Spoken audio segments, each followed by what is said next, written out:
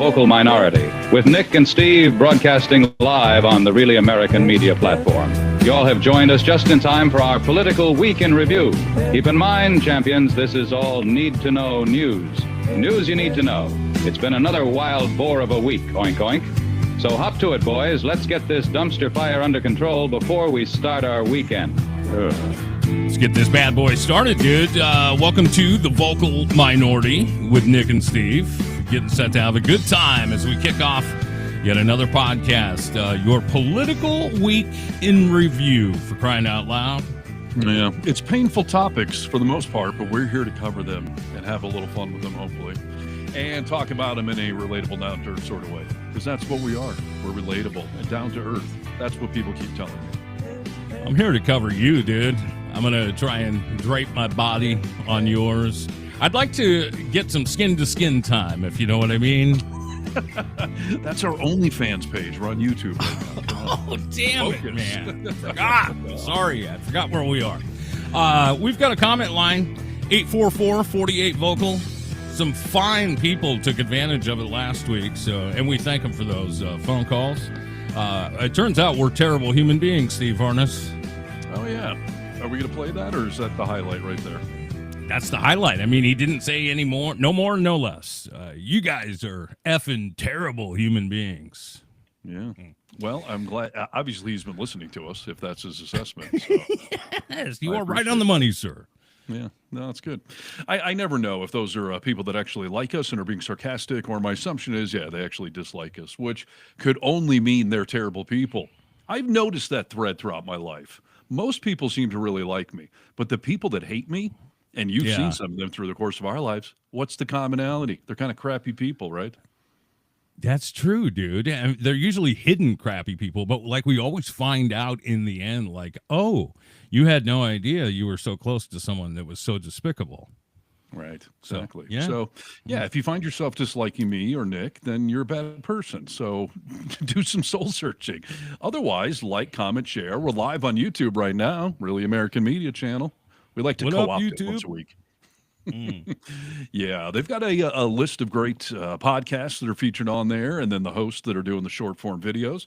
And we just did 600,000 subscribers to the YouTube channel today. So congrats, everyone. Yes, amen. Thank you, Lord. Yes, thank you, Lord. Yeah. I saw the boss man said, like, and here's to getting the next million much faster than it took us to get here. So, yeah, you know, the first 100, the first 1,000, the first whatevers is the hardest. So, let's see how long it takes to hit 1 million, quite frankly. I think we can do it by the end of the year. Maybe, I mean, if today's show is a big hit, we may do it by the end of today. Oh, well, that's a lot of pressure, but it does operate. It's a snowball effect, so we'll do what we can. Thanks for being here. Just before we hop into all of this, you should be aware that, we have social medias. And if you think we're bad people, this is a tough job, Steve, because we have to give such crappy news to people. And, like, sometimes it's hard to smile your way through it, right? Like, it gets us down. No, for sure.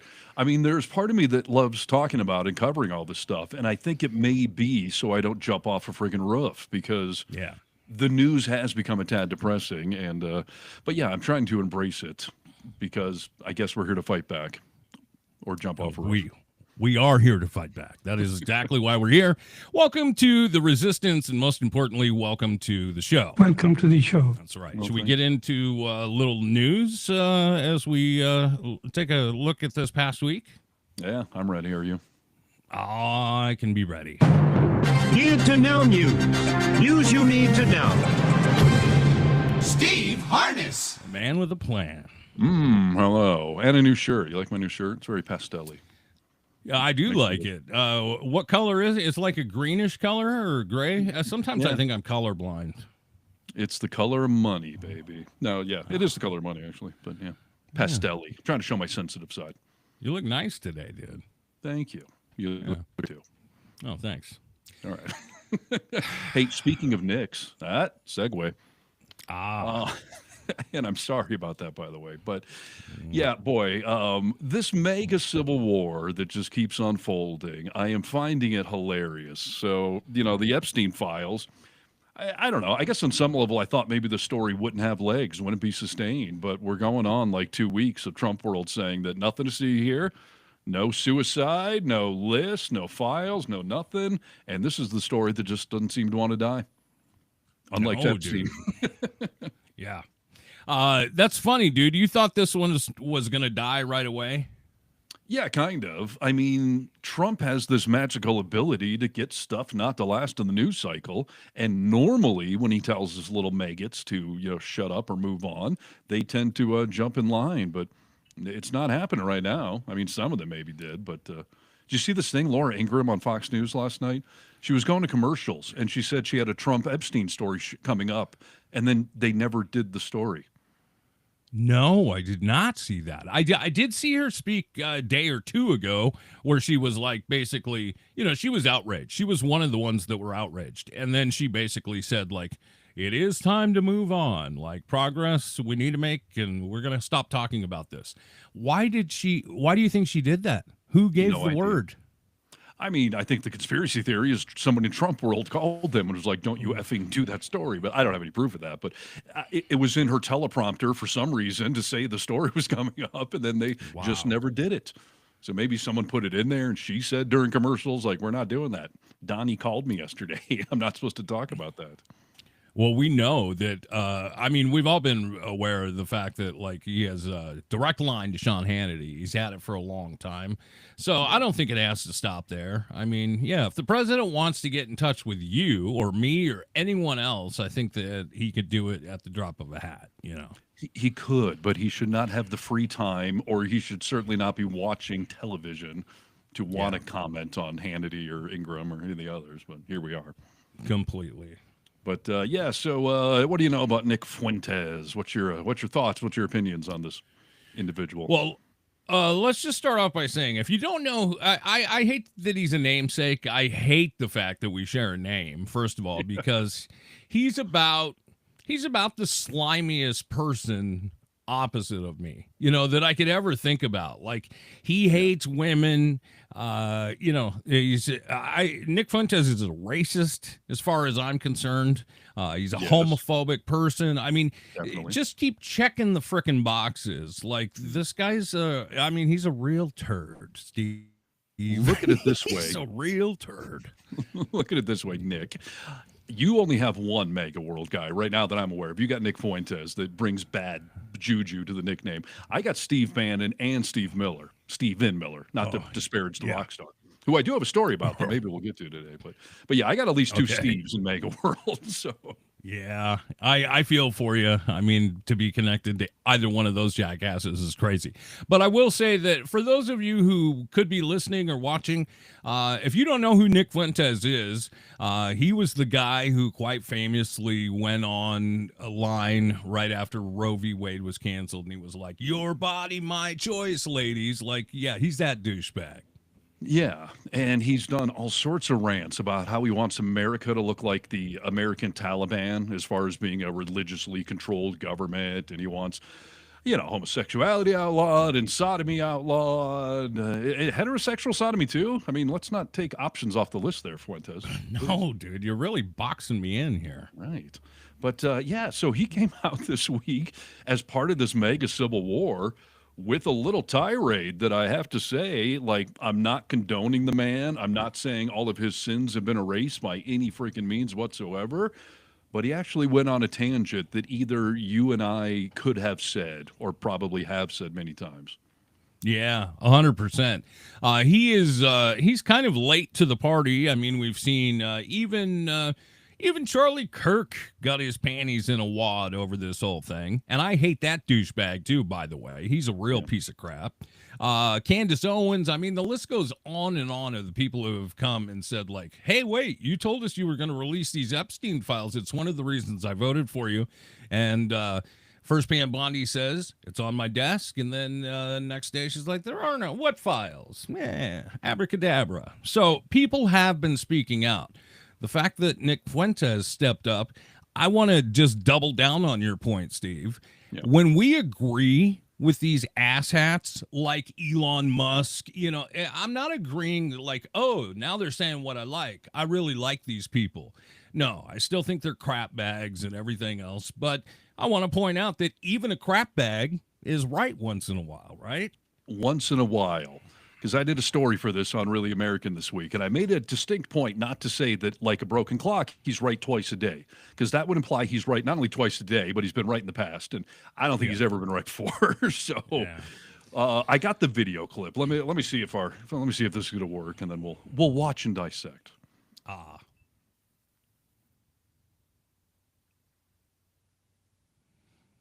We're getting ready to listen to Nick Fuentes. It's too good to miss, ladies and gentlemen. Stay close to your radio. Stay close to your cell phone or your computer. It's not playing?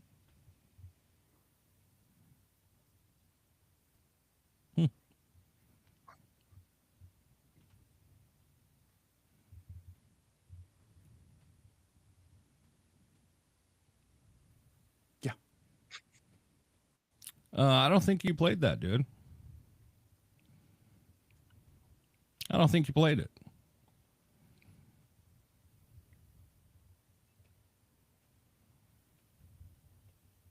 You saw that and heard that, right? No. Oh, was I just sitting here nodding to myself for a minute? Yeah, I think so. That's what I was trying to say. Let's see. Well, hold on. How the hell does this work? You what? Well, you play it. How do you play this thing? It's in the media. Did it play on our screen? Maybe I just don't didn't know. see it. I'm seeing it. I heard it. You didn't even hear it? No. Oh, well, here we go. Technical problems live. I don't know. You've played stuff before. Can you see it on your end? Let me see if I can play it for you. Yeah. Sorry, people. It's a live show. Otherwise, if you're not on board with the Epstein cover-up, I don't want your support. You're a weakling. Fuck you. Fuck you. You suck. You are fat. You are a joke. You are stupid. You are not funny. You are not as smart as you think you are. You are, and honestly, and if you watch my show, I've been very critical. I've never been this far. This just goes to show this entire thing has been a scam. When we look back on the history of populism in America, we are going to look back on the MAGA movement as the biggest scam in American history. And the liberals were right. What? The MAGA supporters were had. Yeah. They were.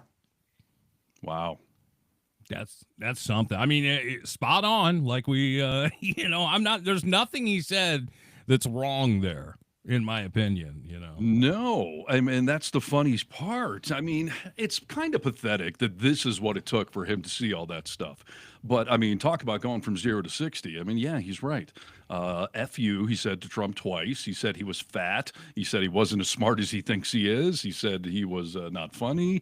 And that MAGA will go down as the greatest scam in American political history. All of which is correct, but hallelujah. Thank you for taking your head out of your ass and finally seeing the light of day. Completely, dude. That's unbelievable only to hear it from him. I mean, we've been saying the same crap for a long time, right? But to hear it from him is like, oh my gosh, we so rarely see anyone from MAGA get information that actually sinks in. Sometimes we see a little hint of it, you know what I mean? But to have him speak that so plainly and clearly, it was just, the first time I watched it, my mouth was agape. I was just, I couldn't believe it. So it is funny to see all these people fall in line. He also went on to say in that same rant, he was like, the Democrats should annihilate MAGA. They should impeach Trump. They should ruin everything that's happening here. Yeah, let us know how to do that, because I'm all in favor of it. Right. So, and also, I mean, Trump this week, when what Fuentes there was referencing, he was also right, saying that they're all stupid and that they're weaklings for falling for this Democratic hoax, which is so funny to hear him now try to call this a Democratic hoax. Oh, come on, dude. I mean, look, we have all the facts. We've talked about this already. This is gaslighting to the 100th degree. But yeah, to have Trump spin on his own base, he told you a long time ago, I love the poorly educated. He knew who you were back then, and he started to talk nice because you were doing exactly what he wanted. The minute that you just kind of start to move a little bit, you're losers and everything else. So, I mean, that's his true character. Yeah. It's funny to me how easily they all turned on each other. I know they aligned on so many things and that wall stood pretty strong, but boy, this one collapsed rather quickly. And talk about infighting. I mean, this is like you get in a skirmish with your wife and you're just like, you dumb like, whoa. Like, I thought we were just having a disagreement here. Wow. That's a pent up animosity. Completely. Everything that's going on the MAGA side right now is obviously fun for us to watch. There's so many people out there talking about, oh, you know, the Democrats, you guys are all just cruel, wanting to see everything break apart and people be hurt and everything. I didn't conjure this up. Like, this is all karma coming around. She's a bitch. We told you. Right. What was your brother saying, your MAGA brother, when you said, like, hey, what do you think about the Epstein list? Is Trump on it? Or? You know, this is what I always hear when I talk to, you know, there's not too many people that I love that are on this MAGA side. You know, it's taken effort to try and look the other way on some of this stuff. But it's always the same thing with these people. They're always like, but what about Clinton? He was there. Like, I don't care. If Clinton was there, screw Bill Clinton. I don't care who is there. Obviously, anyone who's on that list, you're a terrible person. We're talking, however, about Trump right now. So, like, let's just keep the conversation here. Why are you trying to run away from it? Yeah, it's funny. I mean, Clinton looks like a bit of a skeleton, but yeah, they're trying to dig that skeleton out of the closet. As if any of us are talking about Bill Clinton anymore or holding him up as sort of a gold standard of something. Like, I don't care who's on that list. I mean, if Obama's on the list, which he's not, but I mean, if he were, fine, out him. Like, this is the difference between the two sides. They have this blind loyalty. You know, don't ever convict, impeach, ask to resign, anything. Whereas Democrats, maybe almost too quickly sometimes, are like, no, if you're accused of something, let alone convicted of it, we're like, get the hell out of here. We don't want you anymore. Look at Al Franken in Minnesota. I mean, that poor guy didn't get convicted of anything. A mildly racy picture came out years ago. We immediately threw him out. Yeah, he was done. You're right. I mean, and that's how it should go, especially in politics. You know, you could have other choices in your family and stuff like that, and I would understand it more. But as far as like our political leaders, people that we voted in to office to do certain things, when the scandal hits and there's proof right there, it's public opinion. I get to decide whether, I don't trust you anymore, or I think you're a real crap bag, or you're a pedophile, whatever you may be, but I'm going to judge you. You're on a stage of judgment. Yeah. And speaking of Bill Clinton and Trump and MAGA world and all that, like, I remember we were in like high school, I guess, when Clinton got impeached, or maybe right after high school. But I remember thinking, like, boy, we take impeachment very seriously in this country because Clinton lied under oath about something that had nothing to do with the trial, politics. I mean, he lied about cheating on his wife, but he was under oath, so that's perjury, and they impeached him. And I just remember thinking, like, woof, boy, that's a low bar. So apparently we will impeach a president for any minorest of infractions. Yeah. And then fast forward to Trump, who's breaking actual laws, committing felonies. And we're like, man, he's doing it out in the open. I mean, he's not hiding his crypto or his, interfering with the Ukraine, lying about this, that, and the other thing. I mean, accusations of sexual assault, actual convictions for sexual assault. Like, man. Sure. Yeah. There's a guy who said he would sleep with his daughter if she wasn't his daughter. Like, I mean, we could talk about, everyone knows at this point what a meatball Trump is, but you're exactly right. Impeachment, I'm over impeachment, dude. I've never seen it do anything good. Like, all it seems to be is a stain on your reputation. Well, the problem with Clinton is the same thing that happened to Trump, is we did the first part of impeachment, but didn't actually throw him out of office. I think that's where it stings and sets in, but that didn't happen. No. What do you think about Trump saying now that they should release the pertinent information on the Epstein files. And apparently just today, they went to the courts and asked them to unseal the grand jury testimony. So pertinent information. Why wouldn't you just do all of it? Because obviously, if we're going to let them decide what's pertinent, it might be every name except for one obvious one. Listen, dude, this is, I mean, now we're talking about this, right, as a country, and I'm forced to look into this a whole lot deeper than I did initially, and really want to. They're talking about the fact that we don't know if Epstein was a spy, if he was hanging with other countries, and there's actual information in there that if it was let out, not about pedophilia, nothing like that, but if it was let out, that it could be damaging to our country. It could be a national security issue. So, yeah. I mean, they're not going to obviously have to release that stuff, but you know what we want. You know what we want, dude. And I can translate pertinent information from Trump. Any info that doesn't have me on it is you can release it. You know, Yes. That's basically what he's saying. Yeah. I saw a survey the other day, and I put it in one of my stories, that 3% of Americans, 3%, think that enough information has been released on the Epstein files. That would mean 97% of us are on the same page. And what topic can you think of that 97% of us actually would agree on? None. Maybe like a Poonie and Pee-Pee, you know, like Pro Poon and Peen, is that what you mean? Yeah, sure. Yes, dude. But, But aside from that, I mean, look, you're right. I mean, 97% when this country is completely divided, that is fascinating to me. And what's wrong with that 3%, dude? Well, my joke was that those are the members of the Trump family. They're the 3% that said, no, we're good. We got enough. Yeah. No, this is all crazy, dude. Do you think we're actually going to get anything? Because now they're just playing catch up from their lies, right?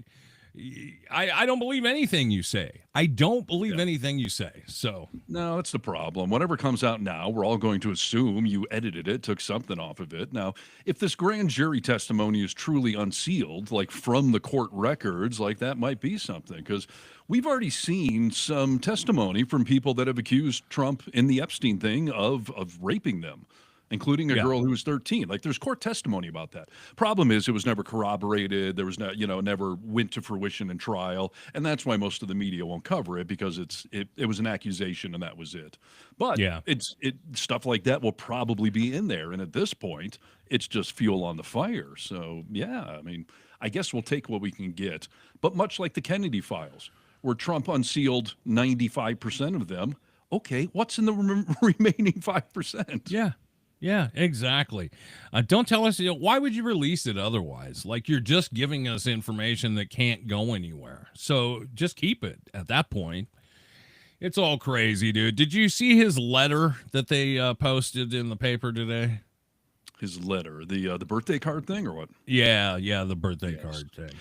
Yes, I find that hilarious. So first of all, I just breaking news alert that came in here. Trump files a libel lawsuit against the Wall Street Journal's publisher, Rupert Murdoch, over this Jeffrey Epstein birthday card thing. Because he is, of course, saying it's fake news, but obviously it's not. I mean, not only did they corroborate what it was, but it clearly has his signature on it.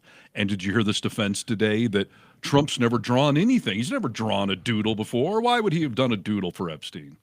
Unbelievable. He said, I don't write pictures. Yeah, yeah, I know. That was a weird. I was like, wow, dude. Again, is that what he was trying to claim? I don't write pictures either. I draw them. So was he trying to say, like, yeah. And Don Jr. put out a whole tweet like, I've never seen my dad draw anything ever once ever. Yet he's done multiple drawings that have been sold at auctions. I mean, they're not great artwork or anything, but he clearly does do some doodles when the mood strikes. What have you seen a picture of it? I've not seen the birthday card picture. I've seen some of his doodles. But I saw Wolf Blitzer try to describe the pubic hair thing, and Wolf looked like he was about to choke on his microphone. Yeah, I thought something, and maybe this is just I'm gonna admit I've got a dirty mind, but when I thought about this morning and I heard this, I was like, he drew pubic hair on there. I was like, maybe it's not real, because as far as we know, Jeffrey Epstein didn't like much pubic hair. You know what I mean? So I don't know.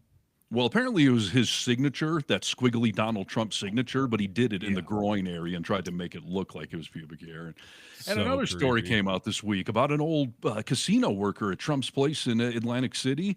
Then him and Epstein showed up with a 19-year-old woman, and the floor manager had to come and tell him, like, first of all, she's 19. You can't have her on the casino floor unless you're 21. We could lose our license. Secondly, sir, this may look a little bad that the two of you have a 19-year-old girl here at 1 o'clock in the morning at a casino. Wow. Yeah. I think, and so far they're right. I mean, they can do it because they're never going to be held accountable for it. Yes. There's no accountability with either of the two. So yeah, I mean, it's creepy. We all know Trump's creepy, dude. I mean, even if you're a Trump lover, you have to be able to admit that guy is creepy. From the testimony of Stormy Daniels, that was him banging a porn star, and it was creepy. Right. The stuff that he talked about in there, So yeah, we all know that he's a sleaze bag from the very beginning of this whole ride. Remember locker room talk? And remember, right. I take part in locker room talk. I mean, not in a locker room, but like you and I can get down with joking around about stuff. But I have never said anything like that. Like I can just grab somebody and forcefully rape them, basically. That's not locker room talk. No, and the kind of dudes that are having that kind of locker room talk are the date raping sort of jock douchebags. So that's no defense that it's locker room talk. It's insult to locker rooms. Let's see. Michelle on YouTube says, if there's nothing to hide, then there's nothing to redact. So yeah, kudos. Let's see. This will backfire. You want to know why? I do. True parrot or whatever. Tell us why. Someone else said, I love you both. You keep us sane. Appreciate that. And is Donald a predator? Yes, is the answer to your question.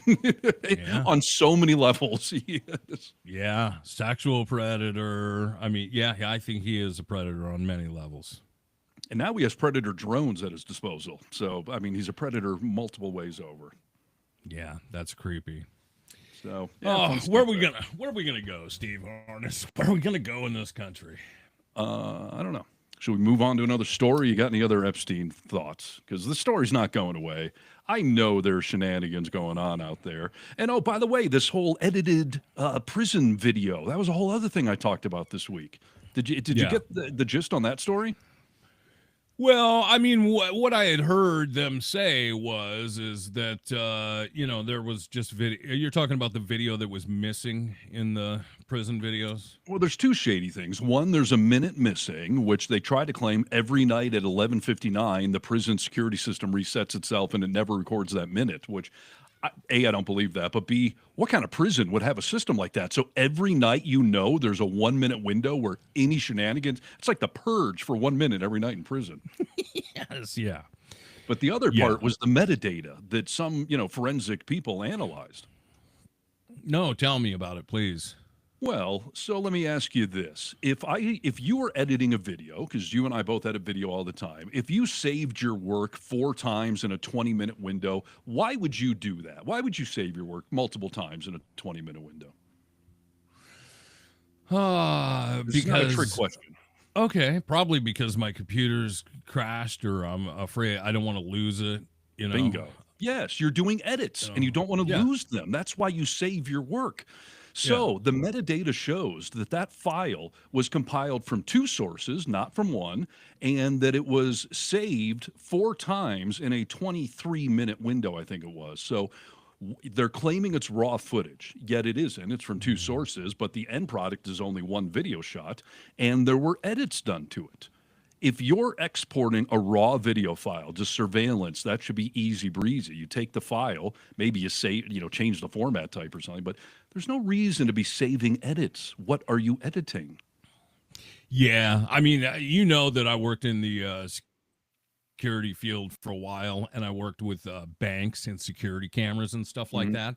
And when we would go to get footage of something off one of these banks, DVRs or whatever, it certainly, you put in the time parameters and it spits out that raw footage, unedited, not fade in, fade out, like just unedited raw footage. Yes, and that's the other thing, fade in, fade out. If you're going to release some video and claim it's raw, but there needed to be an edit for some reason, you do some very obvious transition, or you mark it as you disclose that somehow so that it's clear there's an edit, and they did not do that either. And I think it was Wired magazine. They talked to a forensic expert at UC Berkeley who does a lot of video stuff for court testimonies and whatnot. And they asked this guy, would this be acceptable as evidence in a court trial as it is right now? And the guy said, no, it's not. You don't screw around with official evidence. So you take it directly from the source. There should be no editing. Any edits you disclose. Like, I would tell someone to go back and do this again, and no monkey business. So obviously there is monkey business. Listen, this is absolutely nuts, okay? Because you know that I edit video for court proceedings, and it cannot, even when you're talking about when you have to make an edit, you should show that there's an edit there. So everyone is completely clear. Most of the time, in most situations, that's not even, you can't edit it. You can't edit it. It needs to be the raw footage. So, yeah, that's BS. Right. That's complete BS. Yeah, it's like I said, if you're going to claim that it's just raw video and people are chiming in, it's missing 3 minutes. I have heard that. I didn't actually see that in the video, but whatever. It's missing 1 minute, 3 minutes. Like, it shouldn't be missing any minutes, period. And yeah, there's clearly shenanigans going on there. So the story's not going to die. I am curious to see where we will be next week when we talk about the week in review as to what the hell has happened since. So fun stuff. Welcome to Political Week in Review, the vocal minority with Nick and Steve. What up, YouTube? Thanks for chatting along with us. A couple of weeks ago, Steve Harness, our very own talented Steve Harness, brought up a news story that was talking about a lawsuit with 60 Minutes and Paramount and everything like that. Do you remember the story? I do very well, yes. Yeah, I just mean, want the highlight? I just want the highlight of it. Yeah, essentially, so Trump sued 60 Minutes. He claimed deceptive editing, but Paramount, who owns CBS, is trying to merge with Sundance Films, two gigantic companies that require FCC approval, which of course is under Trump's domain now.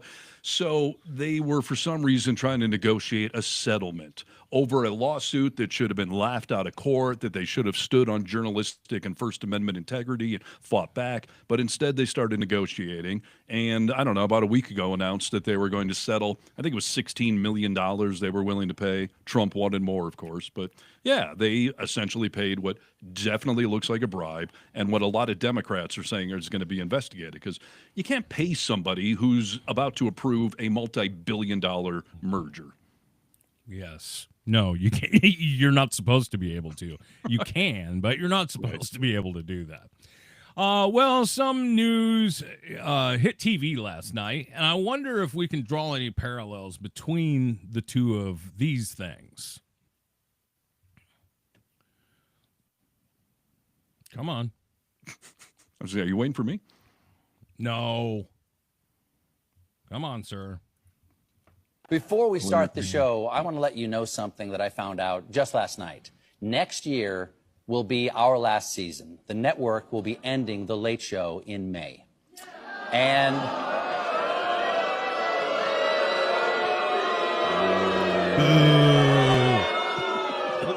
yeah, I share your feelings. It's not just the end of our show, but it's the end of The Late Show on CBS. I'm not being replaced.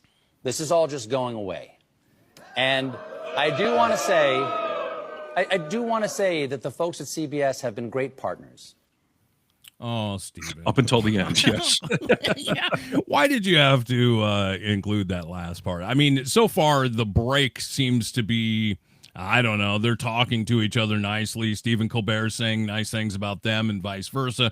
Do you think this has anything to do with political pressure from yes. Yes. Yeah, of course it does.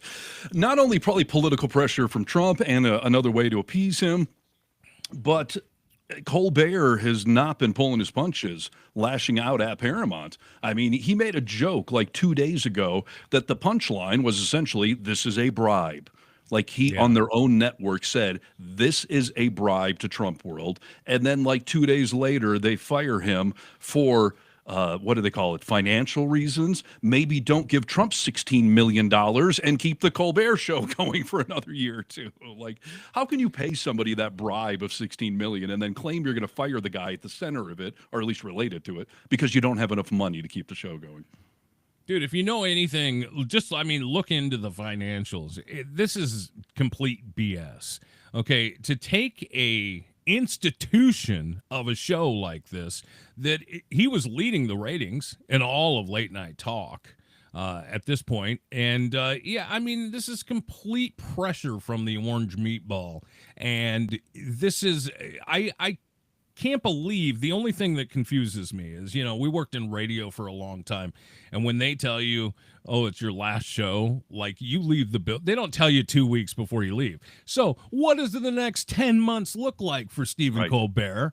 And will he have to worry about going to prison? Because, if this was politically motivated and pressure, whatever you think it might be, where the powers are in 10 months is going to be a much different landscape than it is right now. Yeah. So do you think he'll keep talking crap? Oh, heck yeah. I would assume he'll double and triple down. And why wouldn't he? And I love that you brought that point up, because I just jotted a note, like firing in radio, because you and I know you don't fire someone and then let them stay on air. Because the microphone is the most dangerous piece of equipment at a radio station or a TV station, because now you can go on air and rant and rave. What do you care? You already lost your job. So I don't know what that move is about, to give him a 10-month heads up. And if they try to strangle him and, gag him and not let him talk about stuff, that's going to come out. And otherwise, you don't wind up the talent and set them loose on the airwaves. Yeah, it's unbelievable to me. So, I think this next 10 months, first of all, I don't think he'll last that long. I like Stephen Colbert a whole bunch, but I don't think he'll last that long, because I don't think he's going to let up. I think he's going to keep doubling down on Trump. He's never pulled his punches with Trump. He's been one of the more honest. We've got Kimmel and we've got Colbert. They've both been honest about what a douchebag Trump is. Yeah. I don't really see Jimmy Fallon stepping into the same arena. You know what I mean? Not much. Seth Meyers does, though. He does a good job. Oh, yes, he does. Seth is great. So, and I've heard some people in the media today, like, late night TV, it's not as profitable as it used to be. Well, then make it profitable. Like, either pare down the staff or sell more sponsorships. Like, go generate the money. Don't just tell me it just doesn't work anymore, because somehow, Fallon didn't get fired and Kimmel didn't get fired. Although Trump said today, I hear Kimmel's next. Like, he did a little victory dance on Colbert. But Colbert will be fine. Worst case, he's going to do what we're all doing. Go to the podcast, to the streaming world. Like, overhead is way down and the viewership is way the hell up. So come on over to Really American Media there, Colbert. Yeah, maybe he'll go back to Comedy Central. There's going to be a late night show for him somewhere. The thing that's really interesting to me is maybe it's not as profitable as it used to be, late night TV. It's still profitable. And what are you going to put on, reruns of the A-Team or something in its spot? Like, what takes this the place of late night TV that could make anywhere close to the money that this makes? Yeah, absolutely. Somebody named Butt Hurts on here. That's a good name. He said, I guess I won't watch CBS anymore until Colbert is off the air. It was the only show I watched on CBS. So, yeah, that's a really valid point. There are so many TV shows that just aren't even worth watching anymore, but the original late-night comedy and commentary and stuff, that still is. So I don't know if he's going to end up on HBO or in the podcasting world or whatever, but he'll be just fine. So Trump's little victory lap that he got fired, ha, ha, ha, like, he's just going to go to another gig. Like, he will live on, and he will still be a thorn in Trump's side for years to come. And when Trump is either out of office or dead in the next 3 years, with all this medical stuff now coming out, like, Colbert will live on. Trump will not. Let me tell you, this is funny, dude, that, he commented on, taking Rosie O'Donnell's citizenship away from her. Yeah, what the hell's that? That's a whole ball of wax we can get into another time. Here's what I want you to think about. He's had a decades-long feud with Rosie O'Donnell. The most, I mean, I don't dislike Rosie O'Donnell, but she's irrelevant at this point. She has been for a long time, and he has not been able to let this go. So he is definitely not going to let Stephen Colbert out of his talons. And yeah, well, it'll be fun to see where it goes, because I don't think Stephen is worried about it at all. He'll just have to find another platform, like you said. But yeah, next 10 months should be fun. Yeah. And I'm curious to see what will happen, because there are members of Congress and the Senate today that have said, like, this should be investigated. This seems like it's either part of this bribe or, some sort of retaliation. But just announced today, the Writers Guild calling on New York Attorney General to investigate the Colbert cancellation as a Trump bribe. The Guild, whose members include all the writers. I mean, it's part of the union for these kind of guys. Like, yeah, they're calling on New York's Attorney General, who is not a big fan of Trump, to look into this, because it does seem a little stinky. It does, dude, for sure. And, well, we all know how Letitia James operates. Like, I think it'll be thoroughly inspected, and she'll figure it out. Mm-hmm. The $16 million settlement came as Paramount works to complete a mega merger with fellow Hollywood giant Skydance. I said the deal was worth a few billion. It's worth $28 billion, yet they can't afford Colbert anymore. Yeah. Do you understand what $1 billion is, dude? I mean, have you been able to comprehend? I mean, it's nowhere near a million, right? Millions and billions. $1 billion, yes, they can keep Stephen Colbert to do the Late Show. This is for another reason. So I hope she looks into it. I hope they find something. And he was like, I'm going to sue him as I've sued many. Yeah, that's nothing to be proud of, dude. I've never sued anybody. I'll tell you, and I'm 49 years old. I don't wear it as a badge of honor, but most normal people who operate under good circumstance don't usually have to sue a lot of people. Right. And you're married to a lawyer. You could get free legal representation and sue all day long. Yes, I could, dude. Jeez. So, yeah, I'm curious. What will the Attorney General of New York do? What will any of our elected officials do? And, we'll see where this goes. Someone on here saying, I only watch Colbert on YouTube anyway. Like, that's a very valid point. I don't actually tune on CBS when I watch any of these people. It's all clips on social media. So forget the Ed Sullivan Theater. Just come on, do it. I'm in my freaking room at my house here. Like, I'm sure Colbert's got a spare room and can set up a studio and do the exact same freaking show.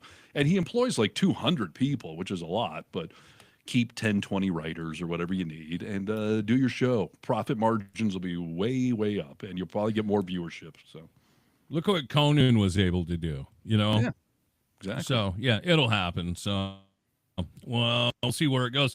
Hey, as we start to dwindle the clock down, let's talk about health. I want to talk about Doogie Howser. I want to talk about real doctors and Trump's health, please. Okay. Yes. Do we want to talk about first of all, let's just say this. I'm going to play a video of Caroline Leavitt talking about Trump's health. People are concerned. People have been saying, oh, his hands are bruised, his ankles are swollen, he's wearing a catheter, he's got something up his butt. So we're going to play her response, okay? Okay. On another note, I know that many in the media have been speculating about bruising on the president's hand and also swelling in the president's legs. So in the effort of transparency, the president wanted me to share a note from his physician with all of you today. In recent weeks, President Trump noted mild swelling in his lower legs. That doesn't look mild, just first and foremost. Like, that doesn't look mild, right? No. And let's just remember, as she finishes his statement, this is the same doctor that said Trump is 6'3" and 210 pounds. You know, the doctor. And who has never released a full medical report on the man. No. That's why I'm calling for Doogie Howser to take over as the White House official doctor, okay? All right, continue. Keeping with routine medical care and out of an abundance of caution, this concern was thoroughly evaluated by the White House Medical Unit. The president underwent a comprehensive examination, including diagnostic vascular studies. Bilateral lower extremity venous Doppler ultrasounds were performed, and revealed chronic venous insufficiency, a benign and common condition, particularly in individuals over the age of 70. Importantly, there was no evidence of deep vein thrombosis or arterial disease. Laboratory testing included a complete blood count, comprehensive metabolic panel, Blah, blah, blah. You I know love what I hearing her mean? try to pronounce all these big words. I do too. I just see Trump's ears peak up when he hears deep vein thrombosis. He's like, oh yeah, deep vein thrombosis. Yeah, did you notice how she tried to emphasize benign and normal? Yes. Yes. None of this is benign and normal. And when she says that most people over 70 have the same thing happening, it's just factually untrue. I mean, doctors, nurses, people are coming out and saying, no, this is not that common, and it's something to be worried about. Yeah. Nope. Check out a story newly posted on Really American Media today where I cover this exact topic and I poke all sorts of holes in it because much like the cover-up makeup on his hand, there certainly seems to be a cover-up going on here on 10 levels and a lot of projecting. Because keep in mind, how many times did Trump say, Biden was covering it up. He had to have that cancer for years. I don't believe that no doctors saw this. Like, he could be talking about himself, that this has been going on for years and that it's clearly been covered up, literally on the hand and figuratively. This whole, I looked this up today, okay, because I do a little fact checking, and there are like 5 stages of this CVI, and it is stage 4 where you will get to the discoloration on the skin. Stage 3 is the swelling of your, extremities, the legs, which they've admitted to. But you have to be at stage 4 to get to this discoloration. So they're claiming that when he had his, physical 3 months ago, this didn't come up. So it's brand new within 3 months. Bull-loney. No, it's not, dude. Isn't stage 5 death? I mean, there's no stage 5, right? Like, well, I mean, that's the truth. I think there may be a stage 5 and 6, but it's getting more and more serious, and you're only going to have that if you've got vascular, like heart issues. And this can be benign, and it can be somewhat common, but not always. And when you're trying to cover it up, it obviously makes us all think there's way more going on. Why wouldn't you have admitted to this months ago while you're out there railing that Biden is hiding his medical issues, which was debatable, but...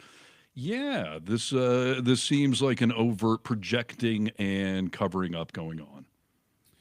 He's never admitted anything true about his health. I mean, this has obviously been happening for a while. We've been seeing the pictures of his supposed catheter in his pants and health officials making different statements on it. When you connect all the dots, I mean, they've kind of figured out what's going on here, but what happened to transparency, dude, in the medical conditions of a president? When I was thinking about this today, dude, I thought to myself, like, I obviously want to know, but I mean, I feel like we're in a situation right now where it wouldn't even matter because, hey, there's nothing we can do about it. And I don't think Congress, I don't think anyone would do anything about it. About him what? Hiding his medical information? Being very sick. I don't think it would say, like, you need to step aside, sir. J.D. Vance should come in here and start working this. Like, no one's going to do anything, so he doesn't even have to release his medical stuff. Yeah, no, there is the 25th Amendment where his cabinet could do that kind of thing, but you're right. They will not.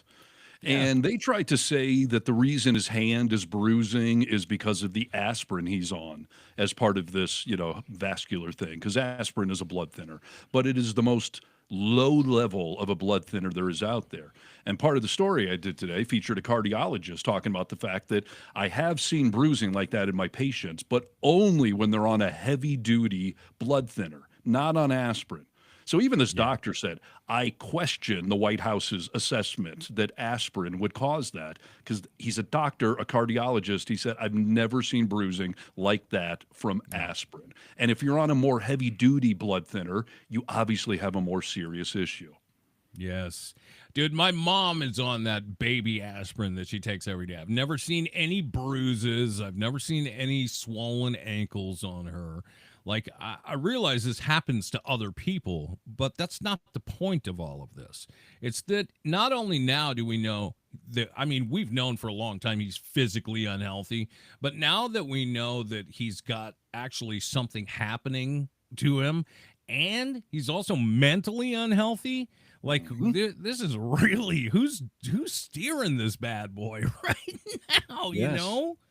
So the story I did today on Really American, I ended it with something that I'm worried I'm going to get in a little trouble for, but I prefaced it like Secret Service. I'm not calling on his death. I'm not hoping for his death, but let's be real here.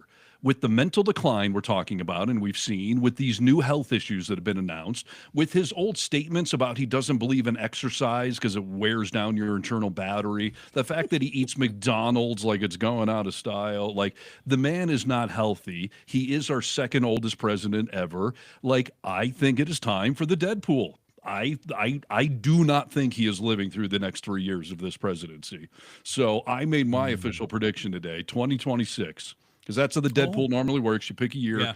I think 2026 is when, and again, Secret Service, not asking for it, wishing for it, of natural causes, I predict he will die next year. Well, I don't have much to say about that, but I do. Only one of us should be arrested. You're right. Somebody's got to carry the torch, dude. But I support you. I'll say that. Okay. Thank you. Well, when I'm in Guantanamo, make sure you go on, the national media. Oh my gosh, dude. We'll I'm have to curious see to what see what the happens. comments will be on there, and or if Really American freaks out on me. I don't think it's wrong. We do Deadpool for everyone else. We do it for celebrity. Yes. I mean, Yeah. I've been predicting Pete Davidson will die for years now, and no one's arrested me for that. I'm just saying, he's an old man with obvious health issues, a stressful job, a terrible lifestyle. I don't think it's inappropriate to predict the man cannot live much longer. Not that I want president fans. No, just to be bipartisan, I think Bill Clinton's probably close on that list too. So. Sure. Yes. So no, that's a real story, and I'm curious to see where it goes because the man is falling apart. I mean, just literally and figuratively. We know he craps his pants regularly. We know he drifts mentally all the time. I love that he railed this week on Powell, the Fed chair, like, who appointed this guy? Like, it was you. So crazy, dude, that people don't look at that and think, oh my God, dude, he doesn't even know what he's done. You know what else we could talk about? This also relates to his mental decline. I don't know if it relates to him being a liar or just mental decline, but this happened earlier this week as well. My uncle was at MIT, one of the great professors, 51 years, whatever. He was the longest serving professor in the history of MIT, 3 degrees in nuclear, chemical, and math. That's a smart man. Kaczynski was one of his students. Do you know who Kaczynski was? There's very little difference between a madman and a genius. But Kaczynski, I said, what kind of a student was he, Uncle John, Dr. John Trump? He said, what kind of a student? And he said, seriously good. He said he'd go around correcting everybody, but yeah, he was 12. It didn't work out too well for him. Didn't work out too well. What the hell? No, it didn't. Where the hell did he pull that story from? Because it's 100% untrue.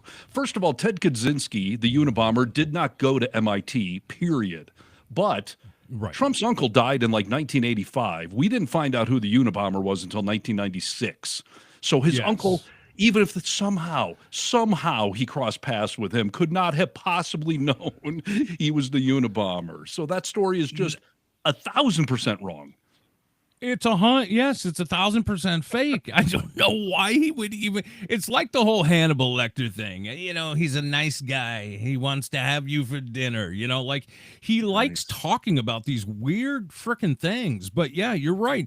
I mean, he was Kaczynski was a recluse in Montana prior to him being captured. So like, there's no chance in hell that any of that is true. No. I feel like Trump is that guy at the bar that just tells baloney stories because when you're sitting at the bar with 3 dudes, no one's fact checking it or has any way to know. But he goes on international media and tells stories like that are just insanely false and wrong. And does he know that it's wrong, or is he that mentally declined that somehow he thinks my uncle knew the Unabomber?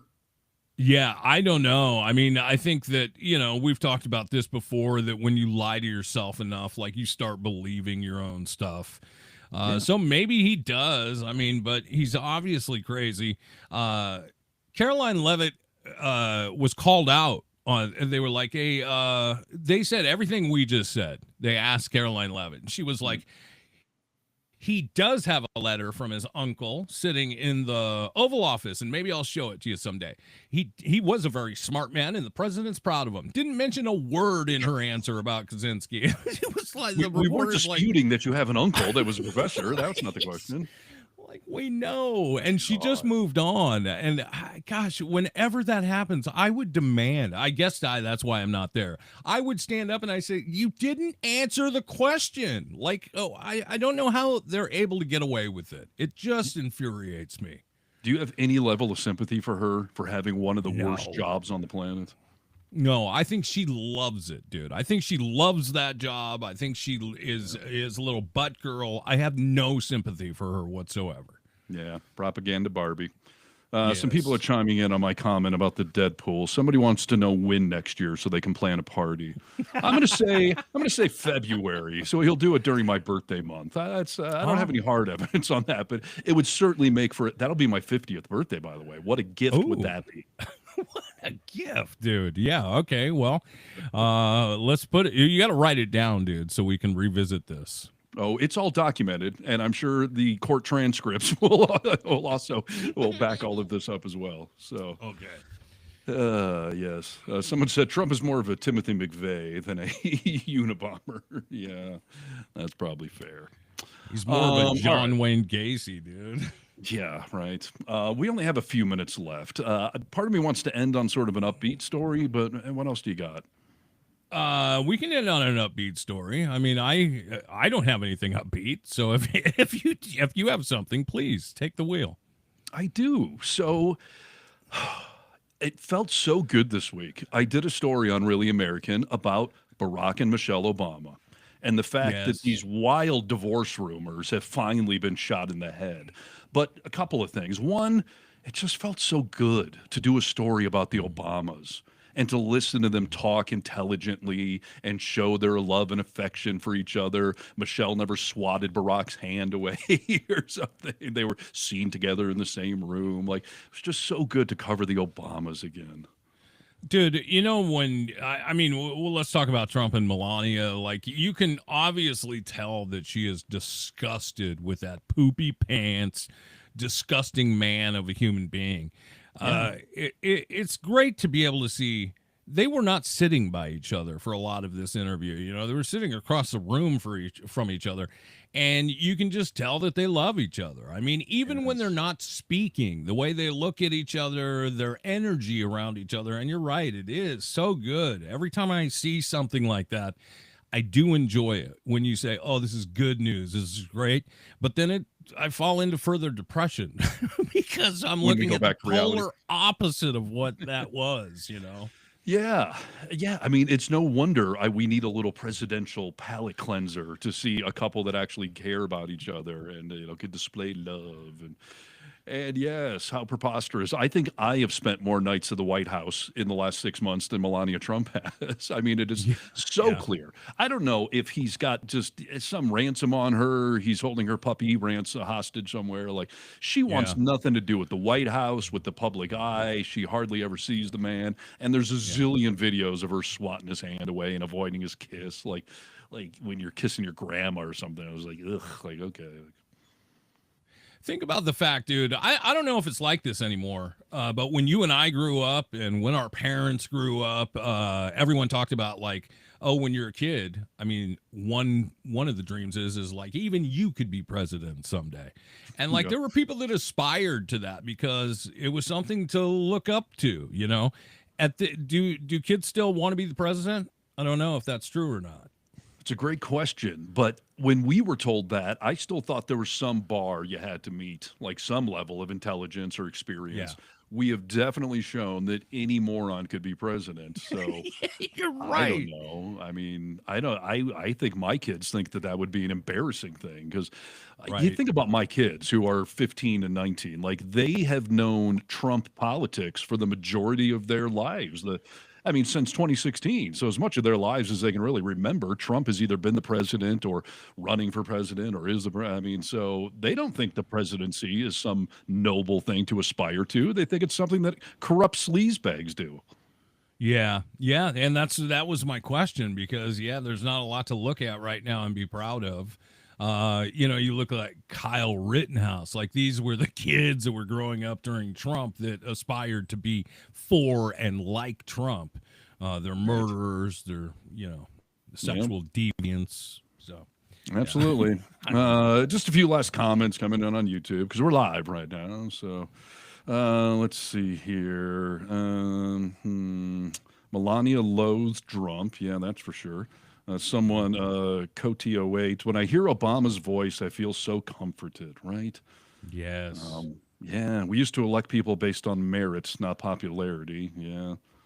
And Donald J. Trump is a third grade dropout. I don't even think he made it to the third grade level. I mean, a lot of people have said he reads at a fifth grade level straight up. Like, that's not an insult, like based on his public speaking and the way he writes with random capitalizations and terrible grammar. Like, he's about at a fifth grade level and probably about a B- fifth grade level. Yeah. And from anywhere, you don't even have to look at the presidential area. You just have to think like, it's been said that he couldn't read cue cards on SNL.